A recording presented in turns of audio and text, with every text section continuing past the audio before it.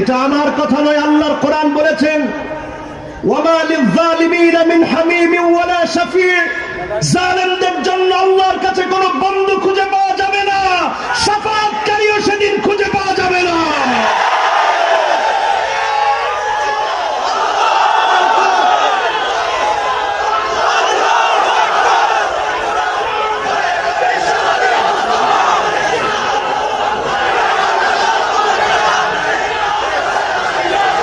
আমরা জুলুম চাই না, আমরা জুলুম চাই না, আমরা মাজলুম হতে চাই না। আমরা আজকের মাহফিল থেকে দায়িত্বহীন কণ্ঠে বলতে চাই ওয়া কুনতুম আলা শাফা হুফরাতিন মিনান নার ফাআনকাযাকুম মিনহা। আমরা জাহান্নামের দ্বার প্রান্তে ছিলাম, সেখান থেকে নবীকে পাঠায়া আল্লাহ পাক আমাদেরকে জান্নাতের পথ দেখিয়েছেন, ঠিক না বেঠিক? সুতরাং জুলুম করা যাবে না। জালেমরা অনেক সময় বুঝে না, জালেমরা চারদিক থেকে আমাদের উপরে জুলুম করে। কয়দিক? মান ইয়াতামাদা আলা মালিহি কাল্লাত, যে মনে করে আমার অনেক সম্পদ আছে, যেমনি ইচ্ছা জুলুম করব, আল্লাহর কসম তাকে আল্লাহ রাব্বুল আলামিন কারুনের মতো সম্পদ কিনে নিয়ে নাস্তানাবুদ করে দিবেন, ঠিক না বেঠিক? আসলে অনেক লোক মনে করে অনেক সম্পত্তি, যা ইচ্ছা তাই করবো না। আল্লাহ যখন কারণকে ধরতে বললেন ফাখাসাফনা বিহি ওয়া বিদারিহিল আরদ, আল্লাহ জমিনকে বললেন জমিন ধর, কারণের বাড়াবাড়ি বেশি হয়ে গেছে।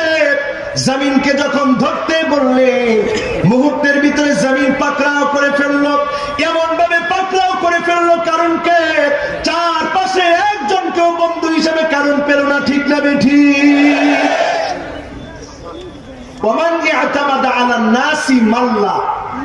কেউ যদি মনে করে আমার অনেক নেতা কর্মী আছে, এই নেতা কর্মী দিয়ে যা ইচ্ছা তাই করব, বিশ্বাস করেন নমরুদকে ধ্বংস করার জন্য বাহির থেকে লোক আসতে হয় নাই, তার নেতা কর্মী দিয়ে নমরুদকে শেষ করা হয়েছে, ঠিক না বেঠিক?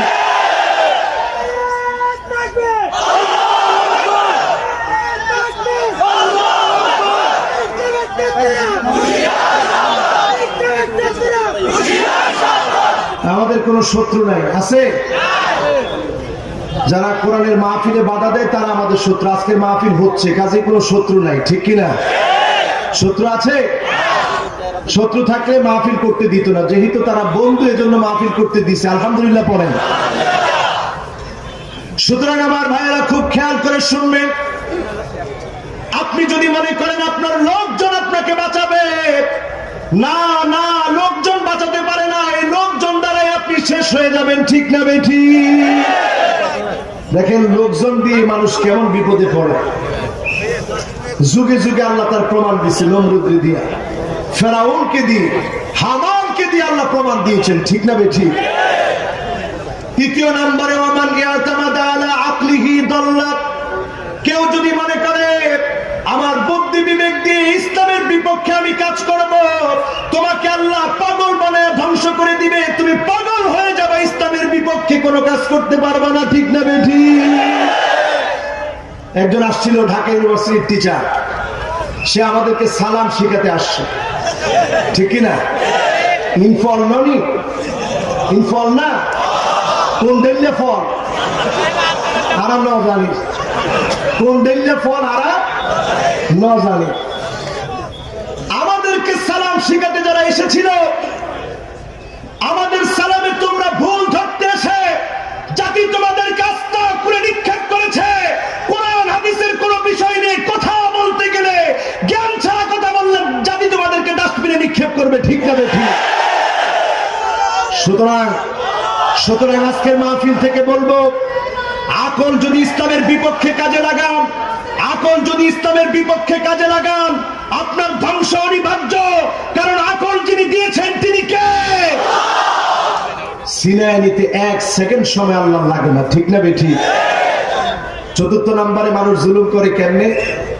ওমান ইয়াতামাদ আলা সুলতানিহি যাল্লাত, যে মনে করে আমার চেয়ারটা স্থায়ী, আমার চেয়ার কেউ কেড়ে নিতে পারবে না, তাকে মুহূর্তের ভিতরে জিল্লতি দিয়ে অপদস্থ করে লাঞ্ছিত করে যিনি চেয়ার থেকে সরায় দিতে পারেন তিনি কে?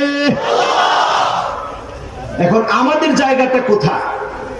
আমাদের জায়গা হলো ওমান ইয়াতামাদা আলাল্লাহি, আমরা কোন টাকার উপরে নির্ভর করি না, কোন জনগণের উপরে নির্ভর করি না, আমরা আকল দিয়ে ইসলামের ক্ষতি করি না, চেয়ারটাকে আমরা স্থায়ী মনে করি না। ওমান ইয়াতামাদা আলাল্লাহ, বরং আমরা ভরসা করি একজন মালিকের উপরে, তিনি কে?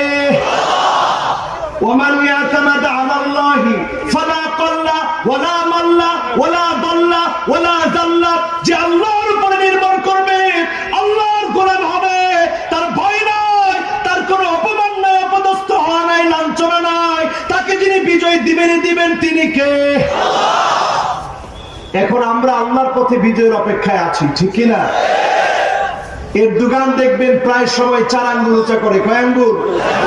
এখানে ডর হরি হয় না। কয় আঙ্গুল? কয় আঙ্গুল? একটু সুন্দর করে দেখান। কয় আঙ্গুল? 4 আঙ্গুল। 4 আঙ্গুল কেন বারবার উঁচা করে? নাসরুম মিনাল্লাহ ওয়া ফাতহুন করিব, বিজয় আসবে কার পক্ষ থেকে? সাহায্য কার পক্ষ থেকে? সুতরাং আল্লাহর পক্ষ থেকে সাহায্য আসবে, বিজয় মুসলমানের হবে। যারা জুলুম নির্যাতন নিপীড়নে বিশ্বাস করে, মনে রাখবেন আল্লাহ নবীর শাফাত সেদিন তারা পাবে না, ঠিক না বেঠিক? আচ্ছা বলেন তো, কয় শ্রেণীর মানুষ শাফাত পাবে না? কয় শ্রেণী চলতেছে? কয়টা? 4টা বলছেন। বলেন তো দেখি 4টা, একটু বলেন দেখি আমরা। 1 নাম্বার, মাশাআল্লাহ, 1 নাম্বার, লিল্লাহে তাকবীর। এত বড় মাহফিলের ভিতরে আপনাদের এত সুন্দর মনোযোগ, আল্লাহ কবুল করুক, করি আমি। এই কারণে তো আমি চট্টগ্রামের মানুষের এত ভালোবাসি, পেকুয়ার মানুষের ভালোবাসি, কক্সবাজারের মানুষের ভালোবাসি, কারণ আপনাদের মধ্যে দিনের মহাব্বত কম না বেশি? একখানা ডরহরি হওয়া না বেশি কিনা? আরবের লোকরা যখন আসছে দিনের দাওয়াত দিতে, এই সেই কক্সবাজারে যখন তারা প্রথম নামলো, নামার পরেই তারা দেখে চলার জন্য আর কোনো বাহন নাই। একটা বাহন আছে, যেগুলো আরবি নাম সাফিনা। কি নাম? সাফিনা মানে কি? সাফিনা মানে এই নৌকা কেমনে আসছে জানেন?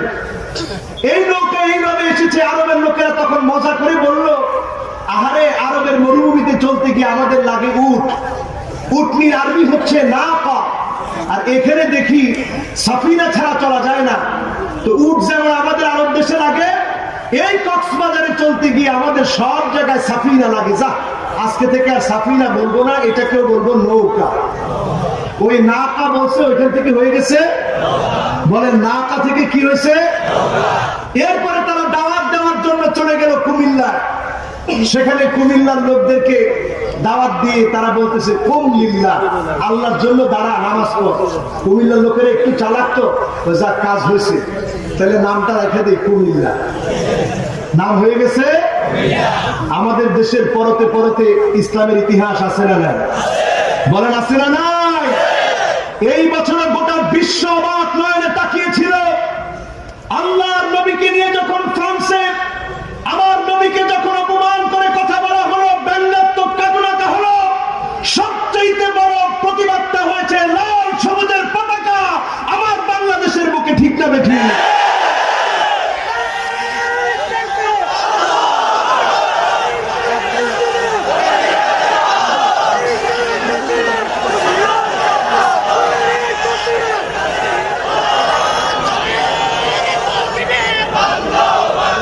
আলহামদুলিল্লাহ, বলেন আল্লাহু আকবার। এই যে তাকবীরে তাকবীরে মুখরিত, এই তাকবীর আমাদেরকে বলে দিচ্ছে, এই তাকবীর আমাদেরকে বলে দিচ্ছে, ইক্তারাবা লিন-নাসি হিসাবুহুম ওয়া হুম ফি গাফলাতিন মুরিদুন। আগামীর একটা সময় আসবে, যত বিপদ দেখব তারপরেই যিনি ইসলামকে বিজয় করে দিবেন তিনি কে? গাফেলরা বুঝতেছে না, গাফেলরা বুঝতেছে না, গাফেলরা বুঝতেছে না। কাজেই সময় আসবে, ইসলামের পক্ষেই সময়টা আবার মুসলমানদের চোখের সামনে বেশি উঠবে, ঠিক না বেঠিক? সুতরাং আমার ভাইরা, রাসূলুল্লাহর উম্মত হয়ে রাসূলুল্লাহ শাফাত চাই। পাঁচ শ্রেণীর মানুষ শাফাত পাবে না। এক নাম্বার মুশরিক, দুই নাম্বার বেদাতি, দুই নাম্বার আরো জোরে দুই নাম্বার, তিন নাম্বার জালেম, তিন নাম্বার আরো জোরে তিন নাম্বার উনসুর আখাকা যালিমান আও মাজলুমা। তোমার ভাইটা যখন জুলুম বা জালেম হচ্ছে, অত্যাচার করছে, তাকে নসিহত করে বোঝাও, না হলে করোনার মতো আরো বড় বড় আযাব আসবে। ঠিক না ঠিক? ভারতের মহাসাগরের টেকটনিক প্লেট ফেটে গিয়েছে, ভূতত্ত্ববিদরা অবাক হয়ে যাচ্ছে। এই টেকটনিক প্লেট ফেটে যাওয়ার কারণে ক্রমশ ভূমিকম্প বেড়ে যাবে, পৃথিবীর অবস্থা খারাপ হবে, কিয়ামতের আলামত এখন সচক্ষে আমরা দেখতেছি। ঠিক না ঠিক? এই সময় কি বুঝবেন না? কত মানুষ চলে গেল করোনায়, কত মানুষ আক্রান্ত হলো করোনায়, 14.5 লক্ষ মানুষ দুনিয়া থেকে বিদায় নিল করোনার কারণে, 7 কোটির উপরে মানুষ আক্রান্ত হলো। এরপরেও যদি আপনি আল্লাহর দিকে ফিরে না আসেন, কবে ফিরে আসবেন আমার ভাই? যারা আজকে এই মাহফিলে বসেছেন, 3য় নাম্বারের পরে 4র্থ নাম্বারে যারা বিশ্বনবীর শাফাত পাবে না, যারা দিনের ব্যাপারে বাড়াবাড়ি করবে, দিনের ব্যাপারে যারা বাড়াবাড়ি করবে, কুল্লু খালিন মারিক। আল্লাহর হাবিব বলেন, দিনের ব্যাপারে প্রত্যেক বাড়াবাড়ি করা ব্যক্তিগুলা সেদিন আমি নবীর শাফাত পাবে না, ধন্য হবে না। এখন বাড়াবাড়ি কোন জিনিস? ইলহাকুদ দালাল আলাল আখারিন, নিজে দোষ করে নির্দোষের উপরে চাপা দেওয়া হচ্ছে। দিনের ব্যাপারে বাড়াবাড়ি এমন অভ্যাস আছে না? আপনি অন্যায় করে যখন চাপায় দিবেন একজন নির্দোষ মানুষের উপরে, ইলহাকুদ দালাল আলাল আখারিন, আপনি অন্যায় করে আরেকজনের উপরে চাপায় দিলেন, আপনি নিজে দিনের ব্যাপারে বাড়াবাড়ি করলেন। এই বাড়াবাড়ি করা ব্যক্তি রাসূলের শাফাত পাবে গেছে কয়টা? একখানা ডরহরি হওয়া না, কয়টা? 4টা বাকি আছে। মাশাআল্লাহ, বাকি আছে একটা। বাকি একটা হলো মাইয়ুকাযযিবু বিশ-শাফাআত, যে ব্যক্তি শাফাআতকে অস্বীকার করবে, যে মনে করবে অনেক আমলে আমি, অনেক ইবাদত বন্দেগী করি আমি, আমার শাফাতের দরকার কি, এমন যে মনে করবে, শাফাআতকে যে অস্বীকার করবে, নবীর যে বিরুদ্ধাচরণ করবে, নবী যা নিয়ে এসেছেন তার বিরুদ্ধে যারা দাঁড়াবে, ওই লোকগুলা সেদিন নবীর শাফাআত থেকে মাহরুম হবে। ঠিক না ঠিক? কয়টা হলো? সবাই বলেন কয়টা? এখন আমরা কি এই 5 শ্রেণীর মানুষ হব, না আল্লাহর ভালোবাসার মানুষ হব? রাসূলের ভালোবাসার মানুষ হতে আমরা কি রাজি? মাহফিলের সময় আসে না গেছে? একখানা দেখুন পরিবারকে, আস আপনারা আসুন তো ইনশাআল্লাহ। ক্ষুধা লাগছে কার কার?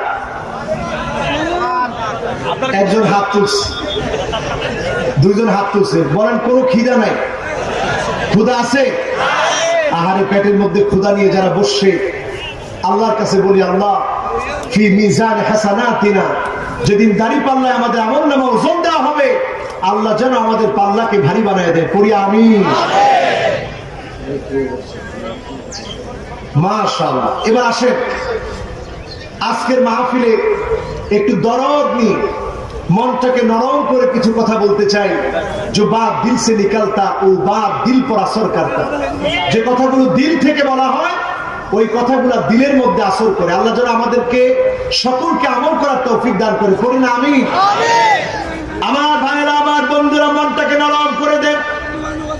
বিশ্ব নবী, নবী কুলের সম্রাট আমার আপনার জন্য শাফাআত করবে। এই 5 শ্রেণীর মানুষকে সেদিন নবী শাফাআত করবে না, আমাদেরকে নবী শাফাআত করবে। নবী আমাদেরকে কি পরিমাণ ভালোবেসেছেন! আল্লাহর হাবিব বলেছেন, ওয়াদিতু লাউ রাইনা ইখওয়ানানা, আমার বড় মনে চায় আমার ভাইগুলাকে যদি এক নজর আমি দেখতে পেতাম। সাহাবায়ে কেরাম প্রশ্ন করলেন, ইয়া রাসূলুল্লাহ, আলাসনা ইখওয়ানুক, আমরা কি আপনার ভাই না? আল্লাহর হাবিব বললেন, না না, তোমরা আমার ভাই না, বাল আনতুম আসহাবী, তোমরা আমার সাহাবী। আমার ভাই তো হবে তারা যারা অনেক পরে আসবে, জীবনে কোনোদিন আমি নবীকে দেখে নাই, না দেখে আমি নবীর উপরে ঈমান আনবে। গুররান মুহাজ্জালিনা মিনাল ওয়াদু, তাদের চেহারার ভিতরে ওজুর পানিগুলো ঝক ঝক করে উঠবে। এরা হবে আমার ভাই, আমি নবী চিনে ফেলবো, এদের জন্য শাফাআত করব, শাফাআতে ধন্য হয়ে তারা জান্নাতে চলে যাবে। নবী তাদের জন্য শাফাআত করবে, যারা ওযু করবে, কপালটা যাদের ঝকঝকে হবে, তাদের জন্য নবী শাফাআত করবে। বলেন সুবহানাল্লাহ। এখন এইখানে যারা বসেছেন, যদি প্রশ্ন করি আজকের মাহফিলে কয়জন আমরা ফজরের নামাজ পড়েছি এমন মুসল্লির সংখ্যা কয়জন? যদি বলি হাত উঠে না, হাত উঠে অন্যজন লজ্জা পাবে, তাহলে সংখ্যা বাড়বে না কমবে? জোরে বলেন, বাড়বে না কমবে? সংখ্যাটা যদি কমে যায় লজ্জার বিষয়, আমি মুসলমান এখনো নামাজ পড়ি না। যেখানে আল্লাহর ঘরে পর্যন্ত নামাজ বন্ধ হয়ে গিয়েছিল করোনাকালীন সময়ে, এখনো কি সময় আসে না একটু বিবেককে নাড়া দেওয়ার? এখনো কি সময় আসে না একটু বুঝার? এখনো কি সময় আসে না জীবন পরিবর্তন করার? যারা আজকের মাহফিলে বসেছেন, প্রশ্ন করেন প্রত্যেকে নিজে নিজেকে, আমরা এখন ভালো সময় আছি না খারাপ সময় আছি? আমাদের চারপাশের সময়টা এখন ভালো না খারাপ? বলেন ভালো না খারাপ? আপনারা সবাই বললেন খারাপ। শুধু খারাপই না, আবু হুরায়রা রাদিয়াল্লাহু তাআলা আনহু তিনি বলেন, তিনটা আলামত তোমরা দেখবা, যদি তিনটা আলামত তোমাদের চোখের সামনে পড়ে যায় তোমরা বুঝবা সময়টা দুঃসময়, আযাব আসার সময় একেবারে নিকটবর্তী। ঠিক না বেঠিক? কয়টা আলামত? সবাই বলেন কয়টা? এক নম্বর আলামত হলো আনতুকতাল আরহাম, যখন দেখবা আত্মীয়তার সম্পর্ক ছিন্ন করা হয়েছে, যখন দেখবা ভাই ভাইয়ের সঙ্গে সম্পর্ক নাই, মায়ের সঙ্গে সন্তানের সম্পর্ক নাই, বাবার সঙ্গে সন্তানের সম্পর্ক নাই, খালার সঙ্গে সম্পর্ক নাই, ফুফুর সঙ্গে সম্পর্ক নাই, চাচার সঙ্গে সম্পর্ক নাই, মামার সঙ্গে সম্পর্ক নাই, বুঝে নিবা আলামতটা খারাপ, আযাব আসার সময় চলে এসেছে। ঠিক না বেঠিক? আর আরেকটা বড় সম্পর্ক হচ্ছে দিনের কারণে সম্পর্ক। যখন সমাজের মধ্যে দেখবেন আনতুকতাল আরহাম, মুসলমানদের সাথে মুসলমান সম্পর্ক ছিন্ন করছে, অস্ত্র তাক করে মুসলমানদেরকে বলছে খেলা হবে, বুঝে নিবেন আলামতটা ভালো না, আলামতটা খারাপ, বিপজ্জনক আলামত। ঠিক না দেখি?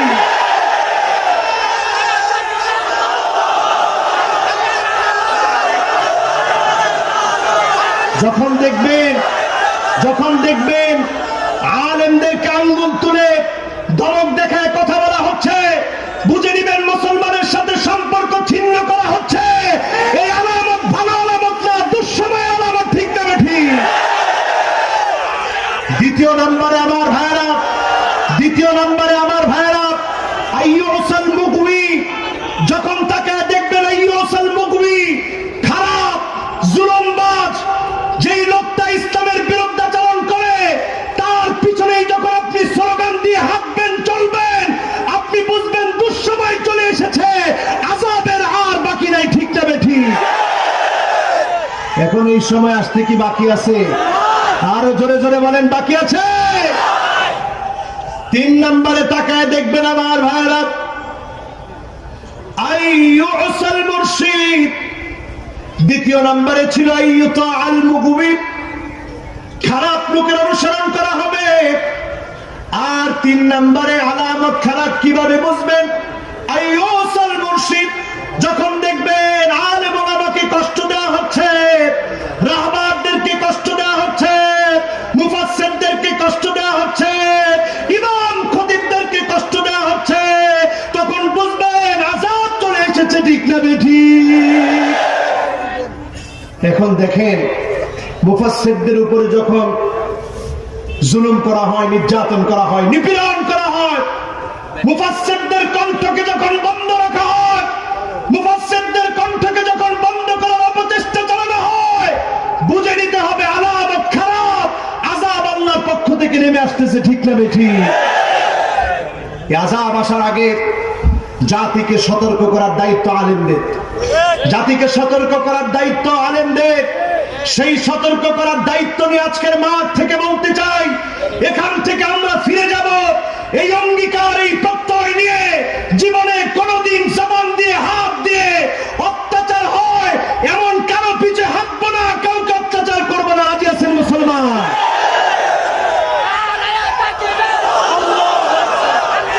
এখন আমাদের একটা দশা আছে, একটু শুনে নেন। আমাদের একটা দশা আছে, আমাদের একটা দশা আছে। উদাহরণ দিই, আরো বেশ কয়েক বছর আগে কোন এক মাঠে উদাহরণটা দিয়েছিলাম, আজকে আবার উদাহরণটা দিই। বনের মধ্যে বলদ ছিল তিনটা। কয়টা? তিনটা।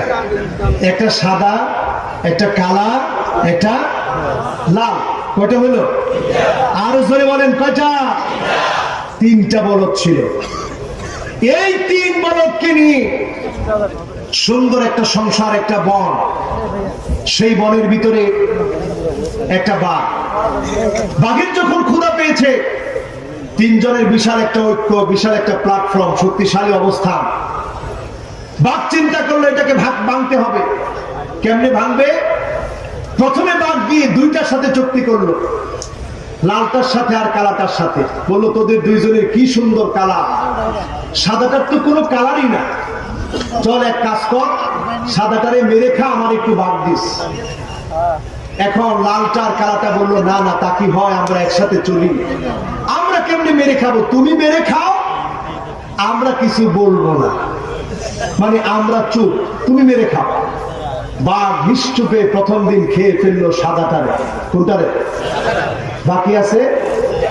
সবাই বলেন, বাকি আছে? পরের দিন বাঘ আর কোন সন্ধি চুক্তি করতে আসলো না। প্রথম দিন শক্তি বেশি ছিল, সন্ধি চুক্তি করতে এসেছিল। এরপর আর কোন সন্ধি চুক্তি নাই, ডাইরেক্ট এসে বলল লালটারে যে কালাটার কোন কালার হলো, তুই তো লাল, কি সুন্দর, এক কাজ কর, কালাটারে মেরে খেয়ে ফেল। কয় না, আমি কেমনে মেরে খাই, একসাথে চলি, সব প্রজাতির ভাই আমরা, আপনি মেরে খান। পরের দিন শেষ, কালাটা, সাদাটা গেল, কালাটা, আরো জোরে বলেন, সাদাটা গেল, কালাটা বাকি আছে। পরের দিন আইসা লালদারে বললো, তুই তো এখন বিনা নোটিশেই খতম, বিনা নোটিশে। এখন ওই লাল বলদটা বলল, আমি এটা জানতাম যে একদিন না একদিন বিনা নোটিশে আমি খতম হব, তার আগে আমি একটু পাহাড়ে যাই, সেইখান থেকে একটা কথা বলে নেমে আসি, তারপরে তুমি খাইও। ও কিন্তু ইয়াউমান উকিলা তাউরুল আবিয়াদ, ওই দিন আমাকে খেয়ে ফেলা হয়েছে যেদিন সাদা বলদকে খেয়ে ফেলা হয়েছিল। ও মুসলমান, একজন আলেমের উপরে যখন জুলুম নির্যাতন করা হয়, তখন সকল আলেমের উপরে জুলুম নির্যাতন করা হচ্ছে। ঠিক না বেঠি? এই ভুল যতক্ষণ পর্যন্ত মুসলমান না বুঝবে, যতদিন পর্যন্ত বিভক্ত থাকবে, মুসলমান দাঁড়াতে পারবে না, মেরুদণ্ড সোজা করতে পারবে না। ঠিক না বেঠি? স্পাইনাল কর্ডকে যদি সোজা করে দাঁড়াতে হয়, কে সুন্নি, কে ওয়াহাবি, কে কোন দলের ভুলে গিয়ে কাঁধে কাঁধ মিলিয়ে আল-ইত্তিহাদ ইউকাউইল কিল্লা ওয়াল ইখতিলাফ ইউদঈফুল কাসরা, ঐক্যবদ্ধ হয়ে যাও, কালেমার ঝান্ডাকে আকাশে উড়ায় দাও। ঠিক না বেঠি? আমরা বুক ভর্তি ভালোবাসা নিয়ে, বুক ভর্তি ভালোবাসা নিয়ে মুসলমানদেরকে ডাকতে চাই, আর দূরে থাকতে চাই না, এক হতে চাই, এক কাতারে দাঁড়াতে চাই, কালেমার দাওয়াত এক হয়ে দিতে চাই। ঠিক না বেঠি? আমাদের দেশে 92% মুসলমান, 100-র মধ্যে 92 গেলে বাকি থাকে কত? সবাই বলেন, বাকি থাকে কত?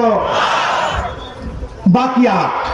সাংবাদিকরাও প্রশ্ন করে যে, আচ্ছা হুজুর, আপনারাই বলেন 92% মুসলমান, ইসলাম আসতে বাধা দেয় কে? ওই 8%। 8%-এর মধ্যে হিন্দু আছে, খ্রিস্টান আছে, বৌদ্ধ আছে, অন্যান্য অনেকে আছে। এদের কারণে আপনারা 92% মুসলমান, এতদিন পর্যন্ত ইসলামের কিছু দেখাতে পারলেন না। এই জন্য দেখাতে পারি না, আমরা কপাল পোড়া, আমরা আজও মুসলমানরা এক হতে পারি নাই। ঠিক না বেঠি? জোরে বলেন, ঠিক না বেঠি? এক হওয়ার থিওরি নিয়ে যান আমার ভাইয়ারা, ইখতিলাফ আমরা করব না। যদিও আমাদের মাঝে মাসালার কিছু মতানক্য হবে, এই মতানক্যকে শত্রুতায় পরিণত করবেন না। আমরা সবাই ইসলামের মূল বিষয়ে এক, আমার আল্লাহর ব্যাপারে এক, আমার রাসূলের ব্যাপারে এক। কাজেই মুসলমানদের ভিতরে আর দূরত্ব রাখতে চাই না, ঠিক না ঠিক? আমার ভাইয়েরা, আমার রাসূল আমাকে আপনাকে দেখতে চেয়েছে, অন্তর থেকে একটু অনুধাবন করেন। ওয়াদিতু লাউ রাইনা ইখওয়ানানা, নবী আমাদেরকে দেখতে চেয়েছেন। জীবনে কোনদিন নবী আমাকে আপনাকে দেখে নাই, না দেখে তিনি দেখতে চেয়েছেন। আল্লাহ নবী 3 বার বলেছেন সুম্মা তুবা সুম্মা তুবা সুম্মা তুবা। শাজারে তুবা নামক গাছের নিয়ামত তারা পাবে, মান আমানা বি ওয়া লাম ইয়ারানি, যে আমি নবীর উপর ঈমান এনেছে, আমি নবীর উপর ঈমান এনেছে। ঈমান আনার পরে আমি নবীকে জীবনে কোনোদিন দেখি নাই, সেদিন আমার এমন উম্মত হবে, শাজারে তুবা নামক গাছের নিয়ামত আল্লাহ তাকে দাঁড় করবে।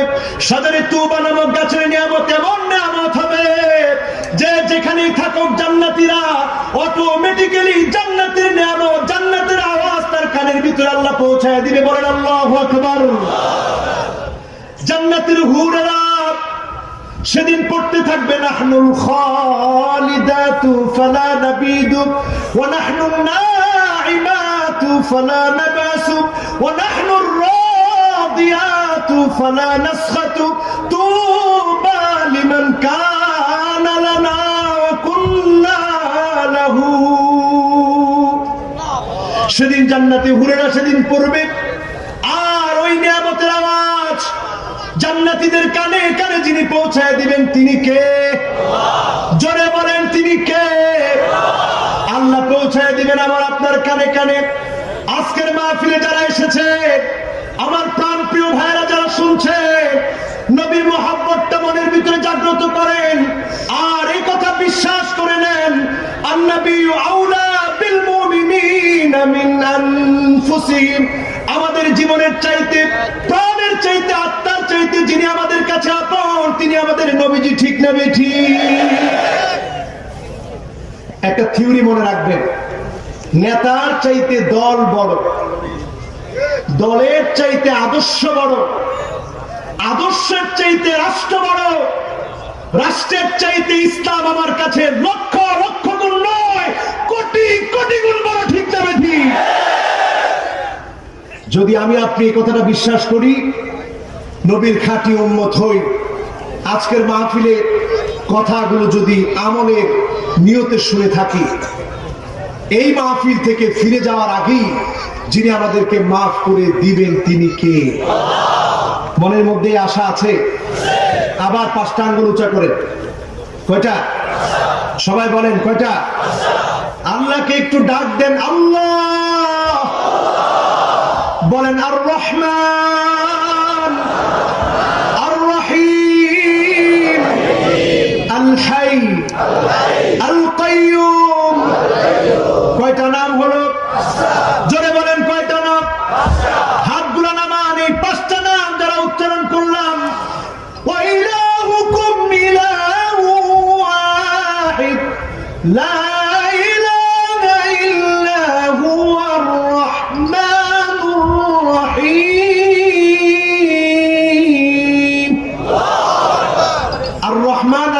কার নাম? আল্লাহু লা ইলাহা ইল্লা হুয়াল হাইয়ুল কাইয়্যুম।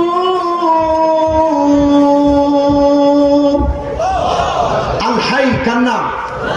আল কাইয়্যুম কার নাম? আল্লাহ, আমার আল্লাহর নাম, ইসমুল্লাহিল আযম। এই 5টা নাম আপনারা যদি পড়েন, বলে রাসূল বলছেন তার দোয়া আল্লাহর কাছে কবুল হয়ে যাবে। জোরে বলেন সুবহানাল্লাহ। কয়টা নাম? 2টা আয়াতের ভিতরে 5টা নাম। ওয়া ইলাহুকুম ইলাহু ওয়াহিদ লা ইলাহা ইল্লা হুয়ার রাহমানুর রহিম। রহমান রহিম কার নাম? হাই কাইয়ুম কার নাম? আর হচ্ছে আল্লাহ। এই পাঁচটা নাম ধরে যারা ডাকবেন, যিনি ডাকে সাড়া দিবেন তিনি কে? আল্লাহ। ওয়া আনতুম মুকিনুনা বিল ইজাবাহ, এমন ভাবে ডাক দিবেন কেমন যেন আমার আল্লাহ অবশ্যই শুনছেন।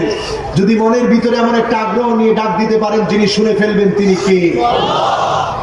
এবার একটা শুভ সংবাদ দিয়ে মাহফিল শেষ করব।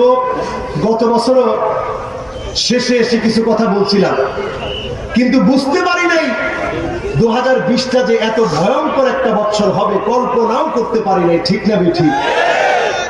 আগামী আরেকটা সংবাদ আমাদের ধারণায় আপনাদেরকে বলতে চাই। এইটা বলি আমি আমার মাইকটা ছেড়ে দেব। পরবর্তী আলোচক ইনশাআল্লাহ আলোচনা করবে, সালাতুল আসর আদায় হবে পরে ইনশাআল্লাহ। আগামীর 2023 একটা চুক্তি ছিল, লুজান চুক্তি। তুরস্কে লুজান চুক্তি করা হয়েছিল 1923 সনে। 100 বছরের চুক্তি ছিল। বসফরাস প্রণালী দিয়ে কোনো কিছু যেতে হলে ইউরোপ কোনো টাকা দিবে না, কোনো পে করবে না। এই চুক্তি 100 বছরের জন্য হয়েছিল। 2023-এ শেষ হয়ে যাবে। তার মানে 100 বছর শেষ হয়ে যাওয়ার মধ্য দিয়ে আগামী দিনে ইউরোপ টাকা দিয়ে দিয়ে এই বসফরাস পার হতে হবে। যিনি আগামী দিনে মুসলমানদেরকে বিজয় দিবেন তিনি কে? জোরে আল্লাহকে ডাক দেন, বলেন আল্লাহু আকবার। আলহামদুলিল্লাহ, আলহামদুলিল্লাহ, সুম্মা আলহামদুলিল্লাহ। আল্লামা ডক্টর লুৎফর রহমান সাহেবের আগমন পেকুয়াবাসীর পক্ষ থেকে, পেকুয়াবাসীর পক্ষ থেকে সম্মানিত উপস্থিতি, এতক্ষণ পর্যন্ত আপনাদের সামনে কোরআন ও হাদিসের আলোকে সারগর্ভ আলোচনা পেশ করলেন এই দেশের নন্দিত মুফাসসিরে কোরআন জনাব আল্লামা সাদিকুর রহমান আল আজহারী।